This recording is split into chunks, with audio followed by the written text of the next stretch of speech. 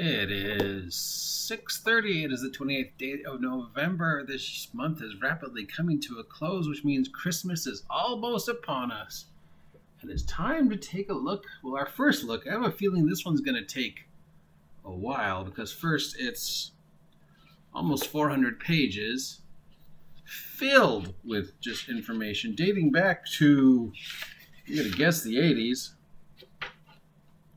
1991, so yeah, the 80s, late 80s, early 90s. We have Dark Conspiracy by Lester Smith from Game Designer Workshop. Cyberpunk meets post-apocalypse supernatural Cthulhu hunters. So it's got some color inserts, which is the first thing I noticed. Each section is separated by a color section, and then you get into the individual. The formatting an organization just makes no sense. It's like lore rules. I guess it's based upon Twilight 2000 or the Cadillacs and Dinosaurs, so it's a D10 system. I don't know anything about those games. One thing I noticed is there's rules for space travel in here, amongst other things, and an amazing section on equipment. I like that. You know, it could be a little smaller, but each gun is a thing and stuff, and described and picture, and then rules on all like the superpowers and the super tech and the regular tech and the ghost hunting tech. Of course, this is 1991. There's a picture we've seen a few hundred times. So, you know, it's 1991 tech. By today's standards, we'd be like, whoa, really? Yeah, I don't know what system this is. Looks kind of like Star Wars, sort of. If we go to the character record sheet, it looks like this. And we have their main stats are strength, constitution, agility, intelligence, education, charisma, and empathy. And underneath it, we have like little sub-skill sets, which reminds me a lot of the West End Games D6 Star Wars system, where you would have like a main stat and then sub-stats. I'm drinking tea because I'm classy, and it's cold. Now, it always tastes like crap. So, yeah, what do we know about this game? Well, the book's falling apart.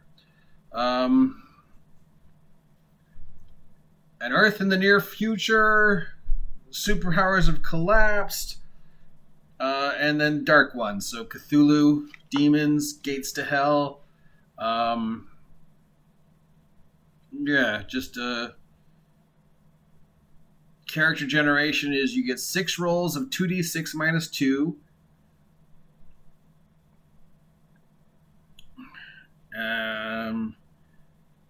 Then you roll 1d6 minus 1 to generate your empathy. Then the character receives 4 initial skills at level 2, which your player chooses as archery, stealth, swimming, and vehicle use. Then you get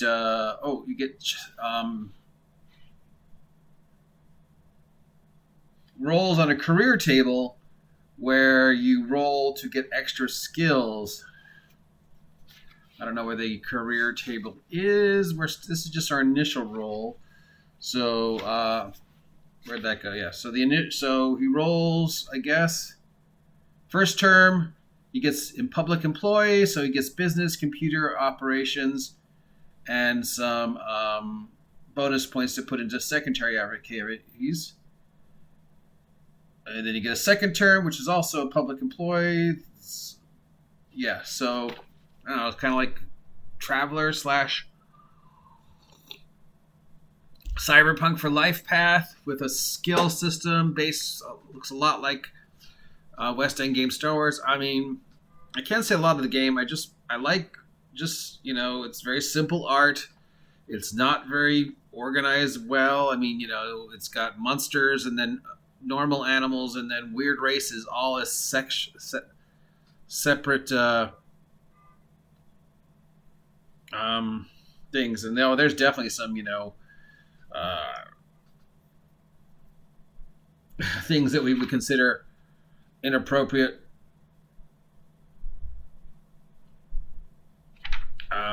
by today's standards. beat cops, bikers, derelicts, Igors,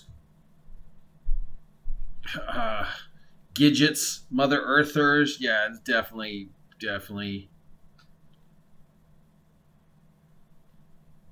not appropriate by today's standards. I'm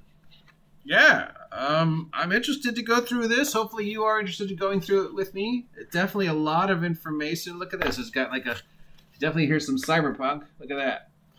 So we got a cyberpunk with supernatural, kind of just Cthulhu, very film noir, but definitely politically incorrect, calling women gidgets. Wow. A lot of art, obviously, and then we got like weird aliens. And so it's like got aliens, it's got Cthulhu demons, it's got alien tech, it's got weirdly just mess of just how it's organized. Then it's got these pretty cool color inserts. So yeah, if anybody knows anything about this game or ever played it, let me know. I remember the name sounds familiar, but it just feels like sort of one of the many, cyberpunk, shadow world